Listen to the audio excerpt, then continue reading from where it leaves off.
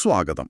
നമ്മൾ മറ്റുള്ളവരുമായി ഇടപെടുന്നതിനെപ്പറ്റി ഒന്ന് ആലോചിച്ചാൽ ശരിക്കും രണ്ട് വഴികളേ ഉള്ളൂ, അല്ലേ?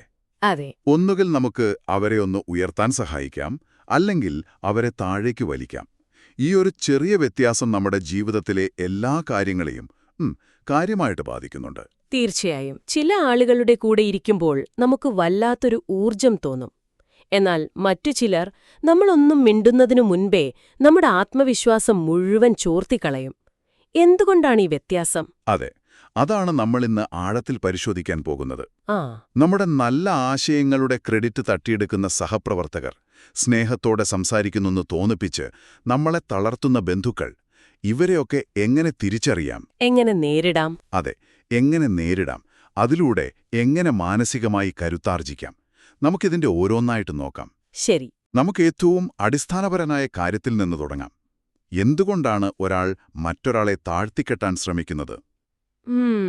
അതിന്റെ കാരണം വളരെ ലളിതമാണ്, പക്ഷേ വളരെ ആഴമുള്ളതുമാണ്. കഴിവുള്ളവർക്ക് മറ്റുള്ളവരെ താഴ്ത്തേണ്ട ആവശ്യമില്ല, അവർ അവരെ ഉയർത്തുകയുള്ളൂ. ഈ ആശയം തന്നെയാണ് എല്ലാറ്റിന്റെയും കാതൽ, അല്ലേ? അതെ. ഇവിടെയാണ് ഏറ്റവും പ്രധാനപ്പെട്ട കാര്യം. ഇത് ശാരീരികമായ ശക്തിയുടെ കളിയല്ല.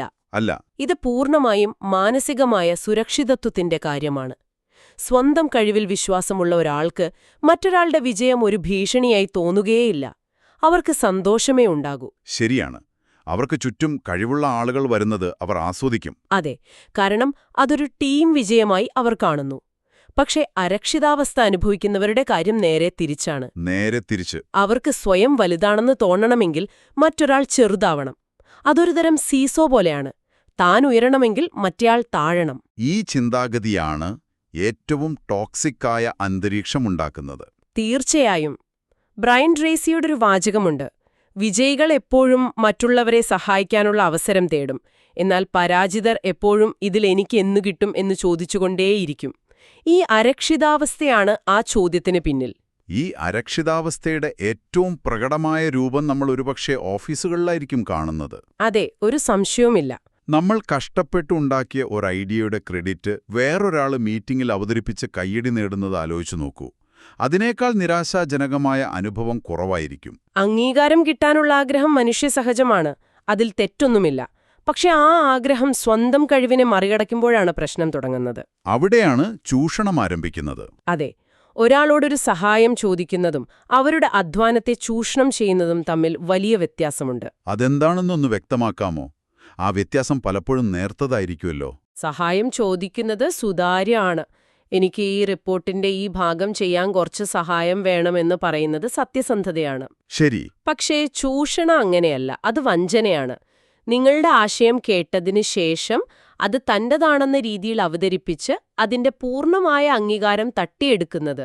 അത് അർഹതപ്പെട്ട ആൾക്കുള്ള അംഗീകാരം നിഷേധിക്കുക മാത്രമല്ല, അവരുടെ കഴിവിനെ തന്നെ ചോദ്യം ചെയ്യുകയാണ്. അങ്ങനെയൊരു സാഹചര്യത്തിൽ പെട്ടുപോയാൽ എന്തു ചെയ്യും? ജോലി ഉപേക്ഷിച്ചു പോവുക എന്നത് എല്ലാവർക്കും ഒരു ഓപ്ഷനായിരിക്കില്ലല്ലോ. തീർച്ചയായുമല്ല. പക്ഷെ നിസ്സഹായരായിരിക്കേണ്ട കാര്യവുമില്ല. ഒന്നാമതായി ഓർക്കേണ്ട കാര്യം, ഒരാൾ നിങ്ങളുടെ ആശയം മോഷ്ടിക്കാൻ ശ്രമിക്കുന്നുണ്ടെങ്കിൽ അതിനർത്ഥം ആ ആശയം അത്രയേറെ വിലപ്പെട്ടതാണ് എന്നാണ്. നിങ്ങളുടെ കഴിവില്ലായ്മയല്ല, കഴിവിന്റെ തെളിവാണത്. അതിലാദ്യം അഭിമാനിക്കുക. അതൊരു പോസിറ്റീവ് ചിന്തയാണ്. പക്ഷെ പ്രായോഗികമായി എന്തു ചെയ്യാൻ പറ്റും? അവിടെയാണ് നമ്മൾ കുറച്ചുകൂടി തന്ത്രപരമായി ചിന്തിക്കേണ്ടത്. ഇത് ആശയം സംരക്ഷിക്കുന്നതിനെക്കുറിച്ച് മാത്രമല്ല, പിന്നെ നിങ്ങളുടെ കഴിവ് തെളിയിക്കുന്നതിനെക്കുറിച്ചും കൂടിയാണ്. നിങ്ങളുടെ കമ്മ്യൂണിക്കേഷൻ സ്കിൽസ് മെച്ചപ്പെടുത്തുക. ഒരു ആശയം എത്ര മികച്ചതാണെങ്കിലും അത് നന്നായി അവതരിപ്പിക്കാൻ അറിയില്ലെങ്കിൽ കാര്യമില്ല. ശരിയാണ്. നിങ്ങളാണ് ആ ആശയം ഏറ്റവും നന്നായി അവതരിപ്പിക്കുന്നതെങ്കിൽ മറ്റൊരാൾക്ക് അത് തട്ടിയെടുക്കാൻ പ്രയാസമായിരിക്കും. അതായത് ഐഡിയയുടെ ഉടമസ്ഥാവകാശം നമ്മുടെ അവതരണത്തിലൂടെ ഉറപ്പിക്കുക. അതെ. അതോടൊപ്പം ചില മുൻകരുതലുകൾ എടുക്കാം. നിങ്ങളുടെ ആശയങ്ങളെക്കുറിച്ച് സംസാരിക്കുമ്പോൾ ഇമെയിലുകൾ ഉപയോഗിക്കുക. അതിൽ നിങ്ങളുടെ മാനേജർ അടക്കമുള്ളവരെ സിസി ചെയ്യുക. ഒരു ഡിജിറ്റൽ റെക്കോർഡ് ഉണ്ടാക്കുക. അതെ. അതായത് ആ സംഭാഷണത്തിന് ഒരു ഡിജിറ്റൽ സാക്ഷിയെ ഉണ്ടാക്കുക.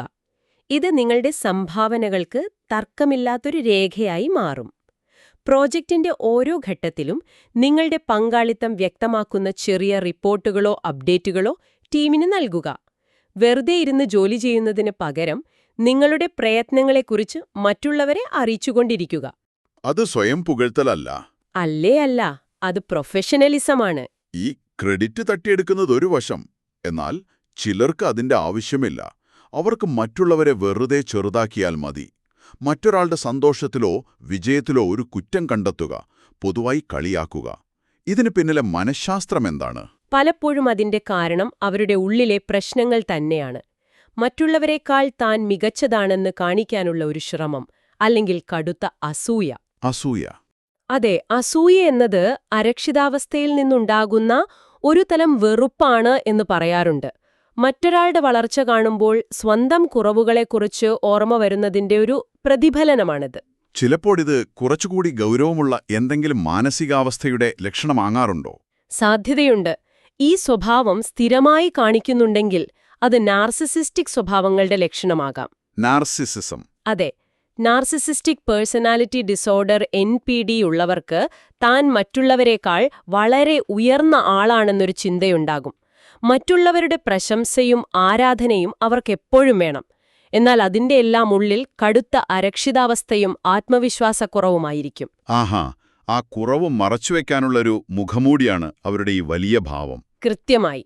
പക്ഷേ എല്ലാ നാർസിസ്റ്റുകളും ഇങ്ങനെ എപ്പോഴും സ്വയം പുകഴ്ത്തി നടക്കുന്നവരല്ലല്ലോ, അല്ലേ? ഇതിനെ അത്ര പെട്ടെന്ന് തിരിച്ചറിയാൻ പറ്റാത്തൊരു രൂപമുണ്ട്: കോവേർട്ട് നാർസിസിസം. അതാണ് ഏറ്റവും അപകടകാരി. എന്തുകൊണ്ട്? കാരണം കുറേയൊക്കെ മുഖമോയി ഇവർ വളരെ വിനയമുള്ളവരും ദയയുള്ളവരും നിങ്ങളെ സഹായിക്കാൻ നടക്കുന്നവരുമായി തോന്നും. പക്ഷേ അവരുടെ ആ ദയ പോലും മറ്റുള്ളവരെ നിയന്ത്രിക്കാനും തങ്ങളുടെ നല്ല മുഖം നിലനിർത്താനുമുള്ള ഒരു ഉപകരണം മാത്രമാണ്. അതായത് അതൊരു തരം മാനിപ്പുലേഷനാണ്. അതെ, അവർ നിങ്ങളെ പുകഴ്ത്തും. പക്ഷെ ആ പുകഴ്ത്തലിന് പിന്നിൽ നിങ്ങളെക്കൊണ്ട് അവർക്ക് വേണ്ട എന്തെങ്കിലും ചെയ്യിപ്പിക്കാനുള്ള ഉദ്ദേശമുണ്ടാകും. അതുകൊണ്ടാണ് കോവേർട്ട് നാർസിസിസ്റ്റുകളായ മാതാപിതാക്കളുടെയോ പങ്കാളികളുടെയോ കൂടെ ജീവിക്കുന്നവർക്ക് തങ്ങൾ അനുഭവിക്കുന്നത് ഒരുതരം മാനസിക പീഡനമാണെന്ന് മനസ്സിലാക്കാൻ വർഷങ്ങളെടുക്കുന്നത്. അവർ സ്ഥിരമായി ഗ്യാസ് ലൈറ്റിംഗ് എന്നൊരു തന്ത്രം ഉപയോഗിക്കുമെന്ന് കേട്ടിട്ടുണ്ട്. അതെ, ഗ്യാസ് ലൈറ്റിംഗ്, അതൊന്ന് വിശദീകരിക്കാമോ? ഗ്യാസ് ലൈറ്റിംഗ് എന്നാൽ നിങ്ങളെ നിങ്ങളുടെ ചിന്തകളെയും ഓർമ്മകളെയും യാഥാർത്ഥ്യബോധത്തെയും പറ്റി സംശയത്തിലാക്കുന്ന ഒരു തന്ത്രമാണ്. ഒരു ഉദാഹരണം പറയാമോ? പറയാം. നിങ്ങളെ വേദനിപ്പിക്കുന്നൊരു കാര്യം അവർ ചെയ്യും. നിങ്ങൾ അതിനെക്കുറിച്ച് ചോദിക്കുമ്പോൾ അവർ പറയും, അങ്ങനെയൊന്നും ഞാൻ ചെയ്തിട്ടില്ല, നിനക്ക് വെറുതെ തോന്നുന്നതാണ്. അല്ലെങ്കിൽ നീ എന്തിനാണ് ചെറിയ കാര്യങ്ങളിങ്ങനെ വലുതാക്കുന്നത്, നിനക്ക് കാര്യങ്ങൾ മനസ്സിലാക്കാനുള്ള കഴിവില്ല. ഇത് സ്ഥിരമായി കേൾക്കുമ്പോൾ നിങ്ങൾക്ക് നിങ്ങളെ തന്നെ സംശയമായി തുടങ്ങും. ഒരുപക്ഷെ കുഴപ്പം എന്റേതായിരിക്കുമോ എന്ന് നിങ്ങൾ ചിന്തിക്കാൻ തുടങ്ങും. ഇതാണ് ഗ്യാസ് ലൈറ്റിംഗിന്റെ ഭീകരത. നിങ്ങളുടെ യാഥാർത്ഥ്യത്തെ അവർ റദ്ദ് ചെയ്യുന്നു. ശരി, അപ്പോൾ നമ്മൾ പ്രശ്നം തിരിച്ചറിഞ്ഞു. ഈ ക്രെഡിറ്റ് മോഷ്ടാക്കൾ, നിരന്തരം വിമർശിക്കുന്നവർ, നാർസിസ്റ്റുകൾ, ഈ നെഗറ്റിവിറ്റിയൊക്കെ എങ്ങനെയാണ് നമ്മൾ കൈകാര്യം ചെയ്യുക? ആദ്യത്തെയും ഏറ്റവും പ്രധാനപ്പെട്ടതുമായ പടി ഇത് അവരെക്കുറിച്ചാണ്, നിങ്ങളെക്കുറിച്ചല്ല എന്ന് മനസ്സിലാക്കുക എന്നതാണ്. അതായത് വേക്ക്ഫീൽഡിന്റെ ഒരു വാചകമുണ്ട്: ഒരു നാർസിസ്റ്റിന്റെ വിമർശനം അവരുടെ ആത്മകഥയാണ്. അവർ നിങ്ങളെപ്പറ്റി പറയുന്ന ഓരോ മോശം കാര്യവും യഥാർത്ഥത്തിൽ അവർക്ക് കുറിച്ച് തന്നെയുള്ള ഭയങ്ങളും കുറവുകളുമാണ്. ഈയൊരു തിരിച്ചറിവ് കിട്ടിയാൽ തന്നെ പകുതി ഭാരം കുറയും. അത് നല്ലൊരു പോയിന്റാണ്. അവരുടെ വാക്കുകളുടെ ഭാരം നമ്മൾ ചുമക്കേണ്ടതില്ല. പക്ഷെ പ്രായോഗികമായി എന്തു ചെയ്യും? പ്രത്യേകിച്ചും ആ വ്യക്തി നിങ്ങളുടെ മേലുദ്യോഗസ്ഥനോ അടുത്ത കുടുംബാംഗമോ ആണെങ്കിൽ വെറുതെ അവഗണിച്ചു പോകാൻ പറ്റില്ലല്ലോ. അവിടെയാണ് വ്യക്തമായ അതിരുകൾ, ബൗണ്ടറീസ് സ്ഥാപിക്കേണ്ടതിന്റെ പ്രാധാന്യം. ബൗണ്ടറീസ്? അതെ. ഉദാഹരണത്തിന്, ഒരാൾ നിങ്ങളോട് മോശമായി സംസാരിക്കുകയാണെങ്കിൽ, നിങ്ങൾ ഈ രീതിയിൽ സംസാരിക്കുന്നത് എനിക്ക് ബുദ്ധിമുട്ടുണ്ട്, നമുക്ക് പിന്നീട് ശാന്തമായി സംസാരിക്കാം എന്ന് പറഞ്ഞ് അവിടെ നിന്നും മാറിപ്പോവുക. ഇത് ബഹുമാനക്കുറവല്ല, ആത്മാഭിമാനമാണ്. പക്ഷേ ഇല്ല എന്ന് പറയുന്നത് അത്ര എളുപ്പമുള്ള കാര്യമല്ലല്ലോ. എളുപ്പമല്ല, പക്ഷേ പരിശീലിക്കേണ്ട ഒന്നാണ്. നിങ്ങളുടെ മാനസികാരോഗ്യത്തിന് മുൻഗണന നൽകുന്നത് സ്വാർത്ഥതയല്ല, അതൊരു ആവശ്യകതയാണ്. എല്ലാ യുദ്ധങ്ങളും ജയിക്കാൻ വേണ്ടിയുള്ളതല്ല. ശരിയാണ്. ചില ആളുകളുമായി സംസാരിക്കുന്നതുകൊണ്ട് ഒരു പ്രയോജനവുമില്ലെന്ന് നിങ്ങൾക്ക് തോന്നുന്നുവെങ്കിൽ അവരുമായുള്ള സമ്പർക്കം പരമാവധി പരിമിതപ്പെടുത്തുക. നിങ്ങളുടെ ഊർജ്ജം മുഴുവനും അവരുടെ നെഗറ്റിവിറ്റിയെ പ്രതിരോധിക്കാൻ ഉപയോഗിക്കാതെ ക്രിയേറ്റീവായ കാര്യങ്ങൾക്ക് വേണ്ടി മാറ്റിവെക്കുക. മാർക്ക് ട്വെയിൻ പറഞ്ഞൊരു കാര്യമാണ് ഓർമ്മ വരുന്നത്: നിങ്ങളുടെ ലക്ഷ്യങ്ങളെ ചെറുതാക്കാൻ ശ്രമിക്കുന്നവരിൽ നിന്ന് അകന്നു നിൽക്കുക. ചെറിയ മനുഷ്യർ എപ്പോഴും അതാണ് ചെയ്യുക. എന്നാൽ യഥാർത്ഥത്തിൽ വലിയ മനുഷ്യർ നിങ്ങൾക്കും വലിയവനാകാൻ കഴിയുമെന്ന് വിശ്വസിപ്പിക്കും. വളരെ ശരിയാണ്. ചുരുക്കത്തിൽ നമ്മൾ ആരുടെ കൂടെയാണ് സമയം ചെലവഴിക്കുന്നത് എന്നത് വളരെ പ്രധാനമാണ്. നിങ്ങളുടെ ചുറ്റുമുള്ള 5 പേരുടെ ശരാശരിയാണ് നിങ്ങൾ എന്ന് പറയാറുണ്ട്. ശരി, നമ്മൾ ഇതുവരെ ടോക്സിക്കായ പെരുമാറ്റങ്ങളെക്കുറിച്ചും അതിനെ എങ്ങനെ പ്രതിരോധിക്കാമെന്നും സംസാരിച്ചു. ഇനി നമുക്ക് നാണയത്തിന്റെ മറുവശം നോക്കാം. ആ ഇതിന്റെ എല്ലാം വിപരീതമെന്താണ്? ആരാണ് ഈ മാനസികമായി ശക്തരായ ആളുകൾ? അവർക്ക് വികാരങ്ങളൊന്നുമില്ലാത്തതുകൊണ്ടാണോ അവർ ശക്തരാകുന്നത്? ഒരിക്കലുമല്ല. അതൊരു വലിയ തെറ്റിദ്ധാരണയാണ്. മാനസിക ശക്തി എന്നാൽ വികാരങ്ങളില്ലാത്ത അവസ്ഥയല്ല. പിന്നെയോ? മറിച്ച് വികാരങ്ങളെ മനസ്സിലാക്കാനും നിയന്ത്രിക്കാനും കഴിയുന്ന അവസ്ഥയാണ്. ഇതിനെയാണ് നമ്മൾ ഉയർന്ന വൈകാരിക ബുദ്ധി, അതായത് ഇമോഷണൽ ഇന്റലിജൻസ് എന്ന് പറയുന്നത്. അവർക്ക് ദേഷ്യവും സങ്കടവുമെല്ലാം വരും. പക്ഷേ ആ വികാരങ്ങൾക്ക് അടിമപ്പെടാതെ അതിനെ എങ്ങനെ കൈകാര്യം ചെയ്യണമെന്ന് അവർക്കറിയാം. വൈകാരിക ബുദ്ധിയെ ഒരു തെർമോമീറ്ററും തെർമോസ്റ്റാറ്റുമായി താരതമ്യം ചെയ്യാറുണ്ട്. അതെ, നല്ലൊരു താരതമ്യമാണത്. തെർമോമീറ്റർ മുറിയിലെ ചൂട് എത്രയാണെന്ന് കാണിക്കുകയുള്ളൂ. പക്ഷെ തെർമോസ്റ്റാറ്റിന് ആ ചൂട് നിയന്ത്രിക്കാൻ കഴിയും. അതുപോലെയാണ്, അല്ലേ? അതെ, മാനസികമായ ദുർബലരായവർ സാഹചര്യങ്ങളോട് പ്രതികരിക്കുക മാത്രം ചെയ്യും, ഒരു തെർമോമീറ്റർ പോലെ. എന്നാൽ ശക്തരായവർ സാഹചര്യങ്ങളെ നിയന്ത്രിക്കാൻ ശ്രമിക്കും, ഒരു തെർമോസ്റ്റാറ്റ് പോലെ. ആത്മവിശ്വാസം, പ്രതിസന്ധികളെ അതിജീവിക്കാനുള്ള കഴിവ്, സഹാനുഭൂതി, വിനയം, ഈ ഗുണങ്ങളെല്ലാം ഈ വൈകാരിക ബുദ്ധിയുടെ ഭാഗമാണ്. ഇവയെല്ലാം പരസ്പരം ബന്ധപ്പെട്ടും കിടക്കുന്നു. തീർച്ചയായും. ഉദാഹരണത്തിന്, ആത്മവിശ്വാസമുള്ള ഒരാൾക്ക് വിനയം കാണിക്കാൻ മടിയുണ്ടാകില്ല.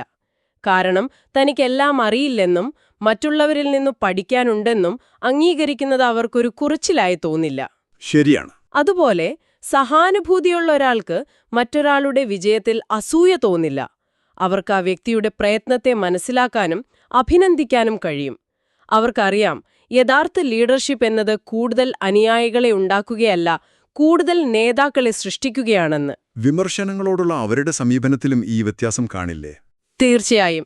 അരക്ഷിതനായ ഒരാൾക്ക് ഏതു വിമർശനവും വ്യക്തിപരമായ ഒരു ആക്രമണമായിട്ടാണ് അനുഭവപ്പെടുക. എന്നാൽ മാനസികമായി ശക്തനായ ഒരാൾ വിമർശനങ്ങളെ 2 തരംതിരിക്കും. 1 നിങ്ങളെ തളർത്താൻ വേണ്ടിയുള്ളത്, 2 നിങ്ങളെ വളർത്താൻ സഹായിക്കുന്നത്. എന്നിട്ടോ?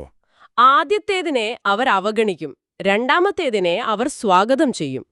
പ്രശസ്ത ബാസ്കറ്റ്ബോൾ കോച്ച് ജോൺ വുഡൻ പറഞ്ഞിട്ടുണ്ട്, പ്രശംസയോ വിമർശനമോ നിങ്ങളുടെ തലയിൽ കയറാൻ അനുവദിക്കരുത്. 2ലും കുടുങ്ങിപ്പോകുന്നത് ഒരു ബലഹീനതയാണ് എന്ന്. അവർക്ക് തങ്ങളുടെ മൂല്യം അറിയാൻ മറ്റൊരാളുടെ അംഗീകാരപത്രം ആവശ്യമില്ല.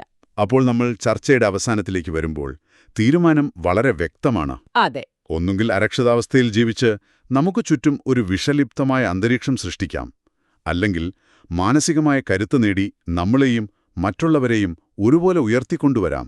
അതെ, ഇത് ജോലിസ്ഥലത്ത് മാത്രം ബാധകമായൊരു കാര്യമല്ല. നമ്മുടെ കുടുംബത്തിൽ, സൗഹൃദങ്ങളിൽ, ഏറ്റവും പ്രധാനമായി നമ്മൾ കുട്ടികൾക്ക് നൽകുന്ന മാതൃകയിൽ, ഇവിടെയെല്ലാമാണ് ഇതിന്റെ യഥാർത്ഥ പരീക്ഷണം. നമ്മൾ കുട്ടികളെ എങ്ങനെയാണ് വളർത്തുന്നത്? അതെ, അവരുടെ ഓരോ ചെറിയ വിജയങ്ങളെയും നമ്മൾ ആഘോഷിക്കുന്നുണ്ടോ, അതോ അവരുടെ തെറ്റുകൾ മാത്രം ചൂണ്ടിക്കാണിക്കുകയാണോ ചെയ്യുന്നത്? അതൊരു പ്രധാനപ്പെട്ട ചോദ്യമാണ്. കാരണം നമ്മുടെ പെരുമാറ്റം കണ്ടാണ് അവർ പഠിക്കുന്നത്. തീർച്ചയായും. ആൽബർ ഷ്വൈറ്റ്സറുടെ അതിമനോഹരമായൊരു വാചകമുണ്ട്, മാതൃക കാണിക്കുക എന്നത് മറ്റുള്ളവരെ സ്വാധീനിക്കാനുള്ള ഏറ്റവും നല്ല മാർഗമല്ല, അത് സ്വാധീനിക്കാനുള്ള ഒരേയൊരു മാർഗമാണ്. ഒരേയൊരു മാർഗം? അതെ. നിങ്ങൾ നിങ്ങളുടെ പങ്കാളിയോട് ബഹുമാനത്തോടെ പെരുമാറുന്നത് കാണുമ്പോൾ നിങ്ങളുടെ കുട്ടി ബഹുമാനം എന്താണെന്ന് പഠിക്കുന്നു. നിങ്ങൾ മറ്റൊരാളുടെ വിജയത്തിൽ സന്തോഷിക്കുന്നത് കാണുമ്പോൾ അവർ അസൂയയില്ലാതെ ജീവിക്കാൻ പഠിക്കുന്നു. നിങ്ങൾ സൃഷ്ടിക്കുന്ന ഈ നല്ല അന്തരീക്ഷം ഒരു അലയൊലി പോലെ പടരും. അപ്പോൾ കേൾക്കുന്ന നിങ്ങൾക്കായി ഒരു ചിന്ത ബാക്കി വച്ചുകൊണ്ട് നമുക്ക് അവസാനിപ്പിക്കാം. അരക്ഷിതാവസ്ഥയിൽ തുടങ്ങി ആരോഗ്യകരമായ ആത്മവിശ്വാസം കടന്ന് അഹങ്കാരത്തിലെത്തുന്ന ഒരു സ്പെക്ട്രം സങ്കൽപ്പിക്കുക. നമ്മുടെ ഓരോ ഇടപെടലുകളും ഈ സ്പെക്ട്രത്തിൽ എവിടെയോ ആണ്. ഇന്നത്തെ ദിവസം നിങ്ങൾ നടത്തിയ സംഭാഷണങ്ങളെയും ഇടപെടലുകളെയും കുറിച്ച് ഒന്നോർത്തു നോക്കൂ. അവയിൽ നിങ്ങൾ മറ്റൊരാളെ ഉയർത്തുകയായിരുന്നോ അതോ താഴ്ത്തുകയായിരുന്നോ? അതിലും പ്രധാനമായി, ആ സ്പെക്ട്രത്തിൽ നിങ്ങൾ സ്വയം എവിടെയാണ് നിലയുറപ്പിക്കാൻ ആഗ്രഹിക്കുന്നത്?